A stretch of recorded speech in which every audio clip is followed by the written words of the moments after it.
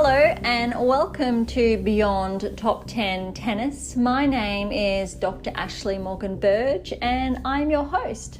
I'm the author of 11 books, a CEO of 12 years, the founder of a startup set on data privacy, most specifically though an elite performance coach of over 18 years, having worked with athletes throughout Europe, the United States to Australia. I am very proud to say that I am the world's leading scientist on coach and athlete performance, specifically in tennis, being responsible for uncovering how to develop a top 10 tennis ranking. My work includes mitigating injuries through to pathways specifically designed to develop top 10 tennis players. I'm behind theories such as the optimal performance theory, the V by Dr. B to the rule of transference. I've coined terms from the barrier breaker to the golden rule.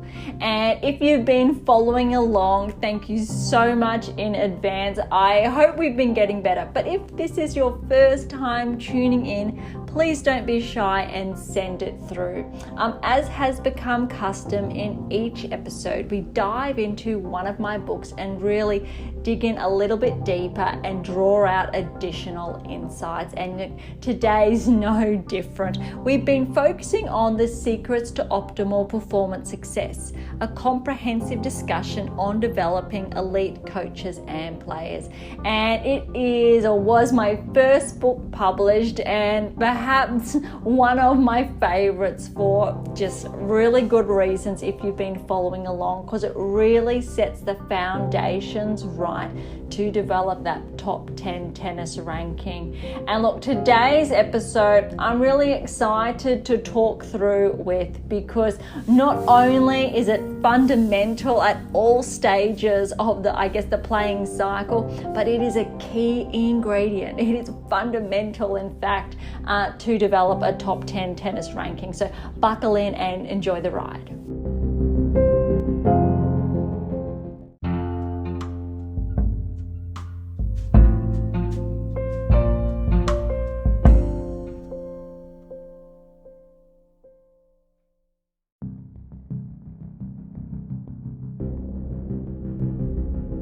Today's episode is on balance, and look, we're following along on the functional movement trail, I guess. Previous episodes we've touched on everything from momentum, power, range of movement to your center of gravity. So if you're only tuning in now, please be sure to check out, center of gravity to range of movement. They are absolutely fundamental. And then momentum to power. They are, I guess, the precursors to today's episode, because this whole chapter is designed on functional movement, and it is absolutely just essential to developing not only elite athletes, but any athlete in that respect. Specifically, if we're looking at mitigating injuries, which I think if you are that player, that's what you're all about. And, again, if you're just tuning in, I have been that player.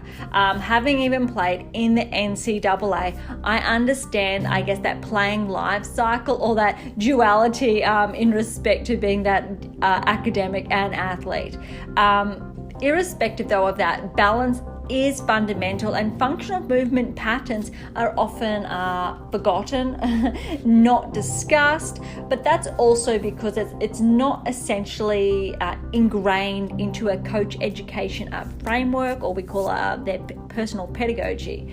Now, not only do we look at, I guess, how a coach comes to be and, their resources that allows them to become an incredible coach, hopefully, there's a very significant knowledge gap in that respect. And this is, if you are a coach out there listening, please bear with me. But specifically for the parents, players, athletes out there, it's so fundamental to have a coach that is not only privy to this type of knowledge, but they're actively looking for these resources. Oftentimes there's a gap there for players who were really good players, but we know there is actually a significant reason why they never progressed to develop developing that top 10 tennis ranking. As an example, obviously if you have a coach who has been ranked inside the top 10, there's actually also a discrepancy there as well, because just because you are a player, to be able to get inside the top 10, you also obviously need a coach. There are different, obviously, relationships out there and different discrepancies, different performance indicators. That's another can of worms, so to speak. Though when we're looking at specifically developing functional movement patterns, and today we're really focusing on balance, or trying to here. It's integral to have that, I guess, partnership that is privy and aware of those key performance indicators that are responsible for developing the best players in the world, irrespective of ATP Tour, WTA Tour. There's actually no difference. And contrary to whatever you may or may not have been told, there is no difference when we're looking at developing top 10 tennis players.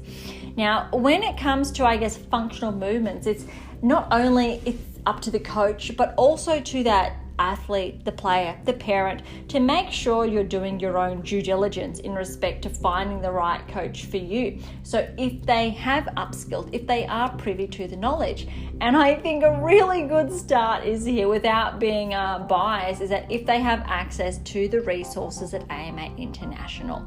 And I say that with just complete transparency and respect, because that's the only place they're available, but also the only coach education texts that incorporate these key principles. And I've been so fortunate to be able to develop them, but they were also developed from that coach and athlete mentality, having been that player that got really injured. That's obviously been touched on in previous episodes, but also as that coach who has been able to work with just wonderful players in Australia, through Europe to the United States, and with wonderful results. I think some of my favorites have been able to work with athletes for such a short period of time, days to up to merely weeks, and for them to obviously reach a peak performance level with the best wins of their career, just because they've been they're re-establishing new foundations, and it's so fundamental to be able to articulate that in the way that's designed for that athlete. And that obviously speaks to the data and the research. I'm very fortunate to be able to put my coaching hat on at times and help implement that. So for the athletes, players, parents out there, it's so key to have a coach that has that type of, I guess, ingrained pedagogy there. And if you are that coach out there, please incorporate, I guess, these fundamental facets into your own coaching practices, also termed, right, your pedagogy, so your individual or just your philosophical beliefs, if you like. There are, and the discourses associated with that. There are varying connotations. That's not what today's about. So when we're really looking at functional movement and balance, it can be applied to each and every part of your game. Balance, obviously, as a human, and again, we like taking that humanized approach, it's in each and everything we do and each and every day, unless you want to be falling over. So if you want to maintain a level of control of your body, balance is fundamental. But that's where your center of gravity comes in. So and again, we've touched on your center of gravity and its importance and its applicability. So please, if you want a refresher, tune in there. And then comes obviously your range of movement. Now you need to be able to control your center of gravity to increase that range. Now your range of movement, I guess, is parallel with, let's say, your ground strokes to your serve, and your capacity to progress through, to reach that new level in that specific performance parameter. And that's when you get to, if you have that range there, your center of gravity there, you can integrate momentum, where you're working through the shot, through your movement, through the ball, irrespective of what shot you're playing, specifically in tennis here. And then once you've mastered that, you can start integrating power. You see where I'm going here. So, and power is absolutely, I think, fundamental to, I guess, reaching that next peak performance, because power, I think, is it's a differential to each and every player, depending on their capacity to produce a power at a certain moment in time. Now, it's also a progression. So the level of power you output as a 12, 13-year-old is going to be quite different to that 17, 18-year-old, and even more so to that 25-year-old, and so forth. And as you become, I guess, older in that respect and more experienced, you will excel with different dynamics there, and rely more so on your balance to be able to apply specific shots whilst integrating dynamic balance, which is quite exciting. So you can see there how each of these terms are functional movement, I guess, patterns, and they rely upon the athlete, the player, incorporating these functional movement, I guess, keys to patterns in their game, in their framework, to be able to produce the next. Because if you misplace one, you become more susceptible, or you could rely on one more than the other. Now, this does seem quite complex in a way, but it's really easy to simplify it. It's a step-by-step process, and I think that's where the secrets to optimal performance success gets it right, because it's a step-by-step process. It's not saying let's do all of this week and we're going to master it. It's more so saying, okay, we're going to be working on our center of gravity, and it's going to take time. It's going to take probably a couple of weeks, and then we're going to integrate our range of movement and be more conscious of that another couple of weeks. And then we're going to move the marker and increase our level of progressions there just on those two functional movement parameters. And we're going to increase our level of skill whilst focusing on these functional movements patterns. And then you'll get to the point where you can integrate momentum, and so on, obviously power. And I think that the best part, and how we come full circle here, is that balance remains a consistent aspect, irrespective if you're working on that. Balance is fundamental to producing a functional movement, and it allows the player athlete to remain more conscious of not only their footwork, but their core, so their center of gravity, their shot production, so their range of movement there, and their momentum, and ironically to produce and excel and move the marker forward with that level of power output. Balance also plays a role. So it is everything is incorporated here when we're looking at functional movement and developing the athlete as a whole, specifically focused on developing that top 10 tennis ranking. And how we get there is integrating this now. And now, when I say now, it could be if you are that, 10, 11, 12-year-old, or it could be that 18, 19-year-old. But the benefit of integrating it sooner rather than later, and we've previously touched on this, is that there's no need to regress. There comes points where you see a player drop backwards, and that's oftentimes a result of them needing to rework, recondition a new skill, which means they need to pull it back before they can go forward. So it's the whole, one step back, two steps forwards. Though in the elite sporting spectrum, that can have quite significant ramifications in respect to results and rankings and so forth. So it's less of a brunt to take if you're developing it from earlier on. But if you are that 18, 19-year-old, that 24-year-old, it's okay. It's only a slight regression. Now, if you really focus on it and fine-tune it, not only is your game better off, are you better prepared at mitigating injuries, which is great, and again, not having your game career derailed by that. So it's a safeguard in a really good way, but you're also putting in the foundations there to ascend towards the top 10. Now, there's no guarantee unless you're obviously putting in the work. If you want to build the foundations that correspond obviously with those functional movement patterns, the earlier you get to put in the work, the more autonomous it becomes, and the more, I guess, easy it becomes to implement on a regular basis, which is absolutely fundamental. Now, touching on, obviously, we want to develop athletes and players with the capacity to develop a top 10 tennis ranking. Functional movement is only one element. Obviously, the V by Dr. B there, to the rule of transference, to the golden rule, Dr Berge, all of those different terms that have been coined feed back into that. And that is why we talk about so please bear with me if this is your first time tuning in, how we've previously touched on that 10-year pathway, because you need to be able to dedicate that initial 10 years of building blocks, so to speak.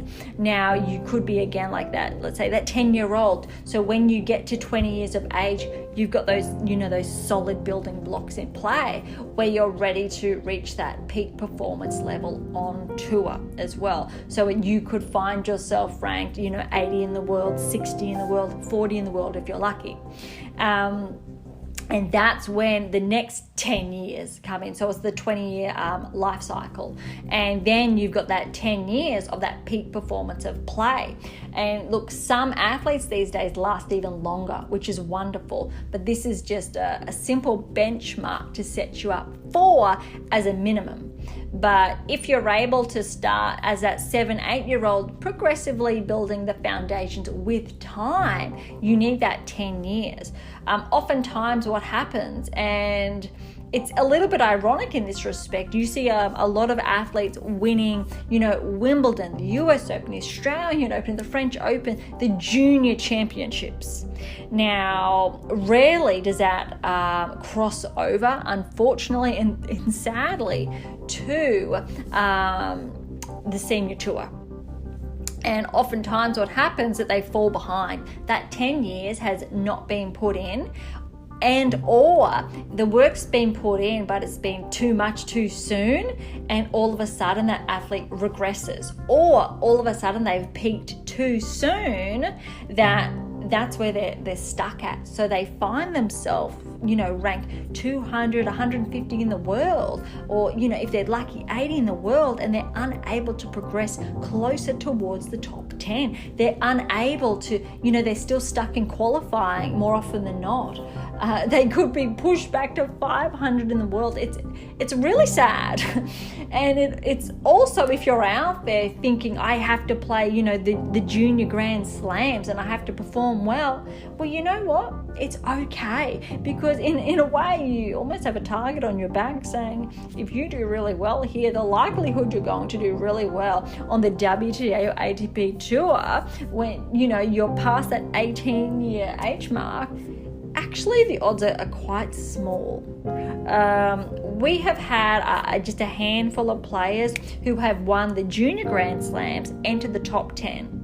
And the reason why they've been able to is obviously they've put that 10-year work in, and they become privy to the 7 keys.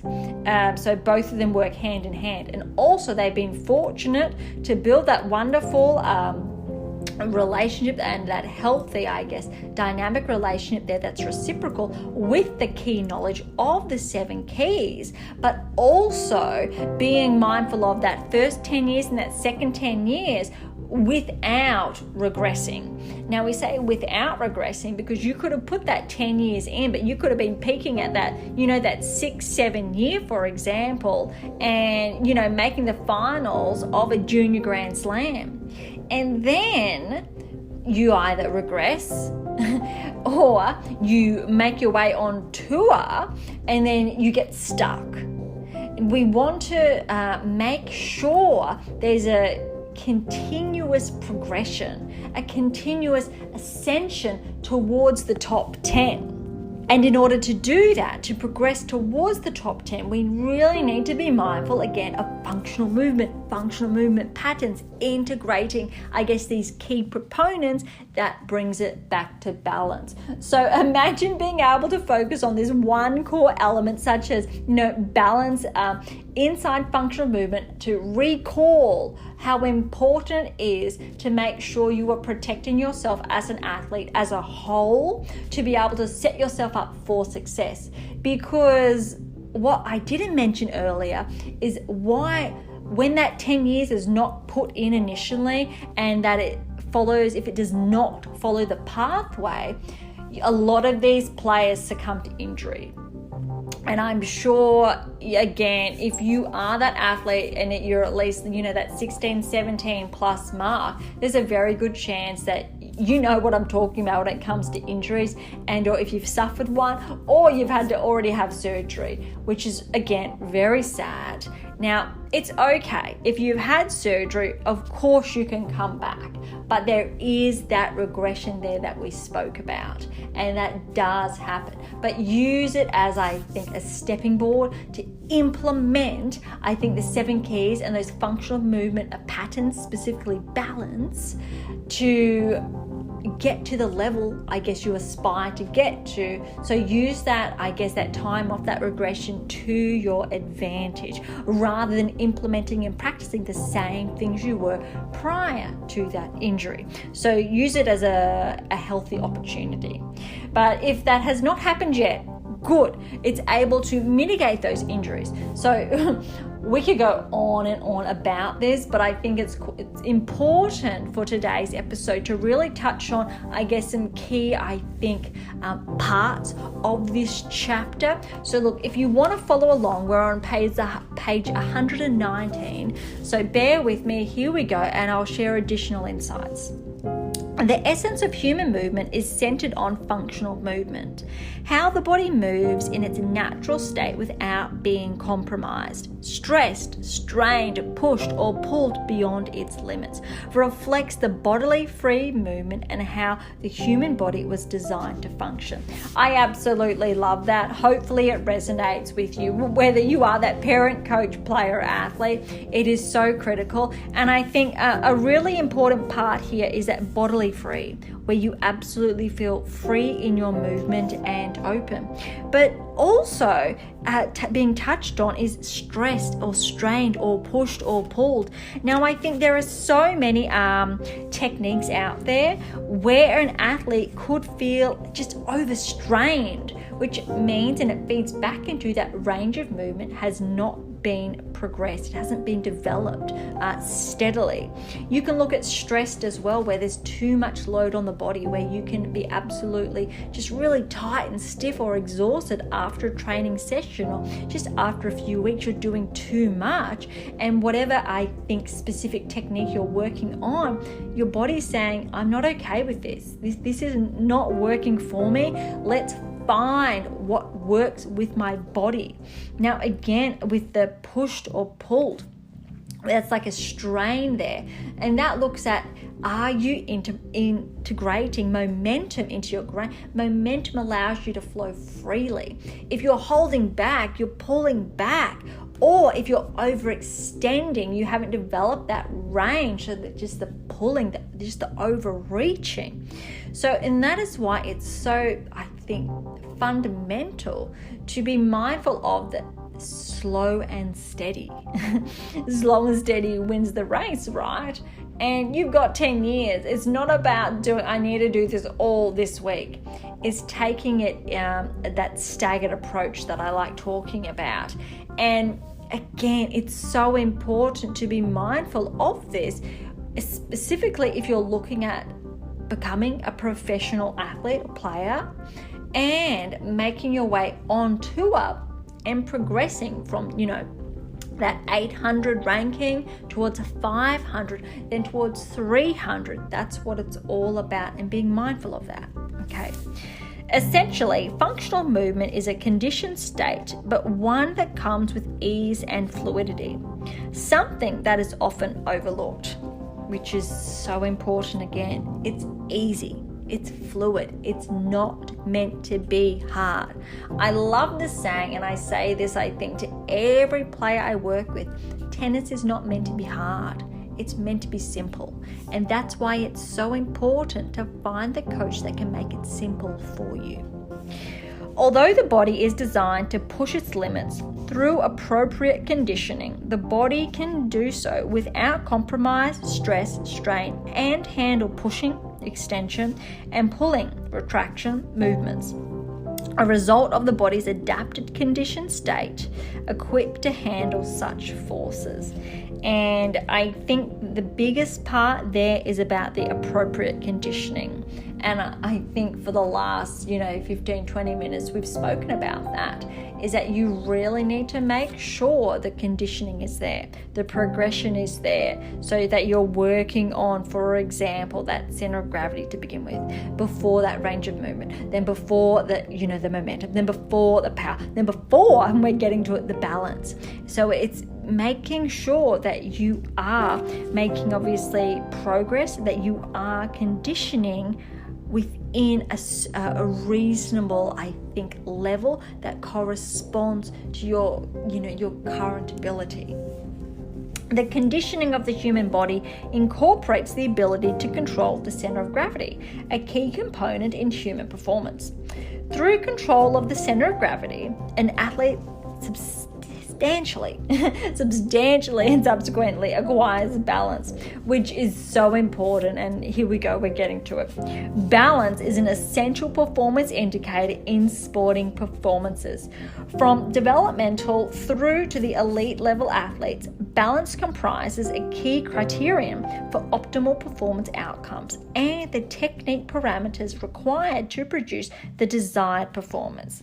I cannot overstress this enough, the importance and balance in each and every aspect of your game, and it is fundamental to be incorporating that into your conditioning. However, balance is a direct result of movement control.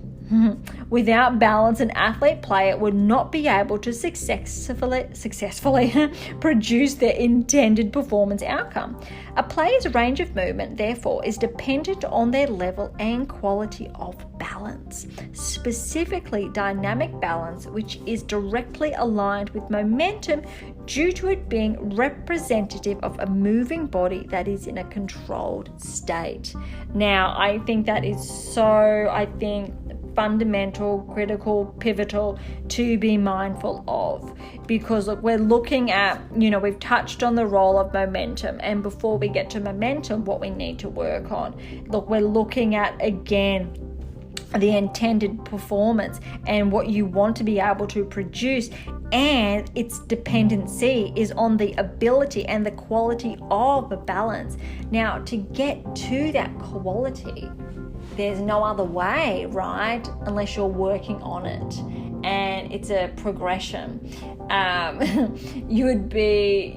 If you just thought that you could produce an optimal level of balance without putting the work in, we all know the answer there. It's about putting the work in. Now, if we're able to put the work in, we're being mindful of that, that's where it starts. And that's also where I think the importance there for the parents and the players, athletes out there, about having that really healthy coach-athlete relationship where you're able to share that open dialogue, but also to work on balance and to make sure it's integrated into your game.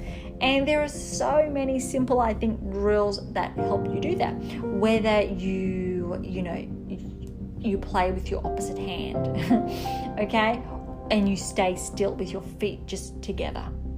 Or it could be as simple as putting your hand behind your back. That's a really good one. It could be holding a ball in your opposite hand, okay? Holding 2 balls, holding 3 balls, okay? It could be when the ball comes, this is one of my favorites, is that the ball comes to you, and before you hit it, you have to actually hit it up in the air and then hit it. Or you have to bounce it on the ground and then hit it. And inadvertently, it doesn't sound like balance, but it's working on your control. Now, the better your control gets, the better your balance gets.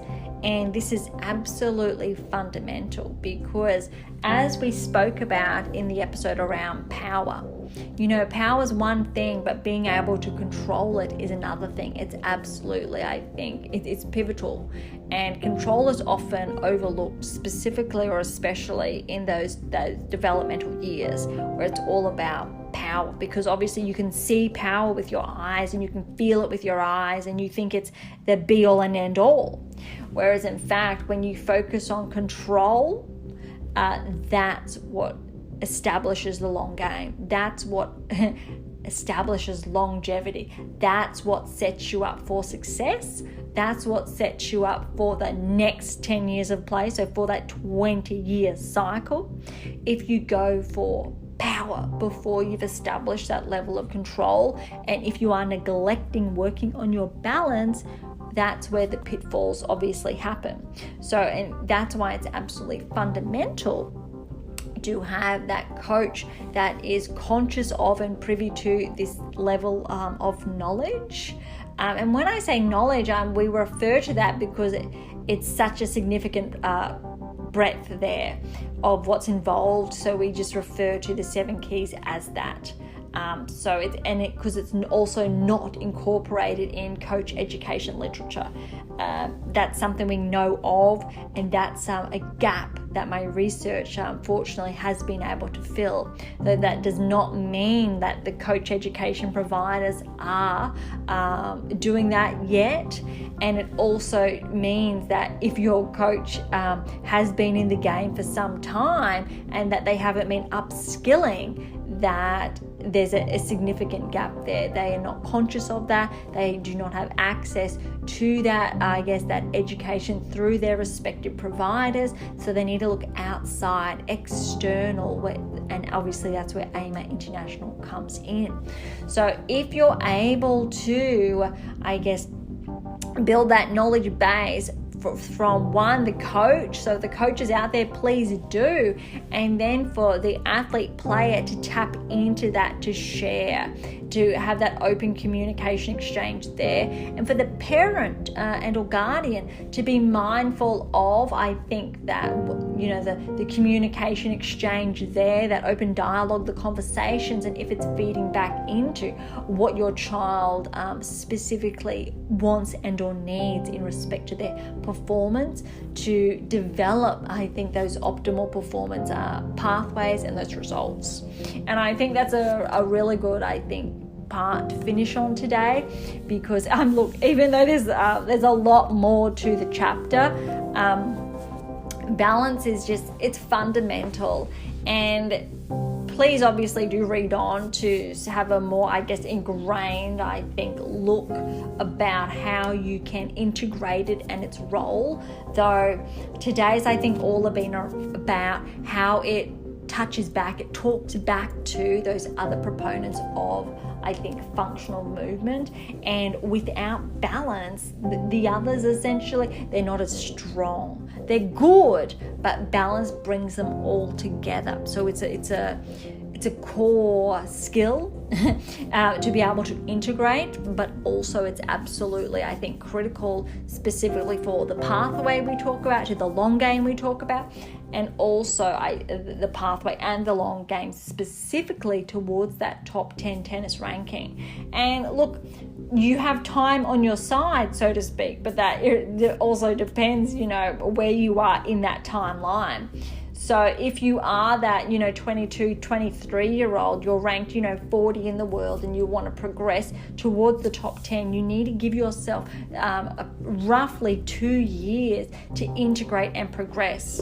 Some players are incredibly fortunate to be able to progress a lot quicker and sooner. But oftentimes that is because they've been privy to this knowledge prior and they've been implementing it for longer. So when you see an athlete ranked 70, 80 in the world, or even 120 in the world, and they progress incredibly quickly within the space of that 12-month period, it's because they've already been working on it. They're already ahead of the game. They already have that edge, we call. So, and you don't know that. So if you want that edge and you want to be able to progress quicker, it means you need to uptake. It means a quicker knowledge uptake, and to continuously be applying it in your developmental areas, what you're working on, to progress towards that next level. So again, top 10 tennis ranking is what we're talking about. If you want to progress there, it will come full circle, different day. Functional movement is absolutely fundamental, also to mitigate injuries, but to get towards that top 10 tennis ranking.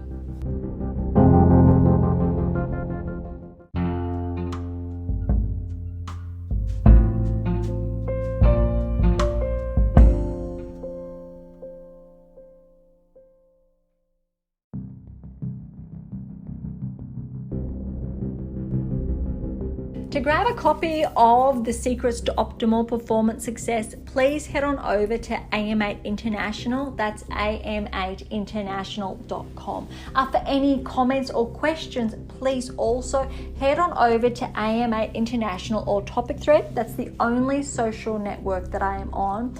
Or head on over to Beyond Top 10 Tennis on TikTok, LinkedIn. We've got Instagram as well, Threads, and the others out there. All of the links, though, I will leave in the bio and in the show notes.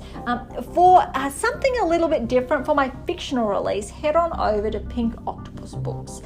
Again, it's just a little bit of fun. All of the links are in the episode notes. If you've enjoyed today's episode, please do subscribe, follow, like. That would be absolutely phenomenal. And that's the same if you're on one of those social platforms, networks. Please come and say hi. I'd love to say hi to you as well, and I'm sure the team would too. So that would be absolutely wonderful. And look, again, today's all about bringing everyone together that wants to focus on developing that top 10 ranking, whether you're top 20 in the world, top 100, your ranking's 900 and something in the world, it doesn't matter. Or you're at your local academy working towards becoming that professional athlete. Irrespective, there's always something for everyone, irrespective obviously of that level of play, and that's what it's all about. And if you want to help, I think, your fellow competitors, that next generation of play, to mitigate injuries, to just level up and gain the edge so, you can follow the pathway with them, please do share and, give them a bit of a nudge. On that note, I am so grateful. Thank you so much for listening. I'm your host, Dr. Ashley Morgan Berge, and this is Beyond Top 10 Tennis, and I'll see you next time.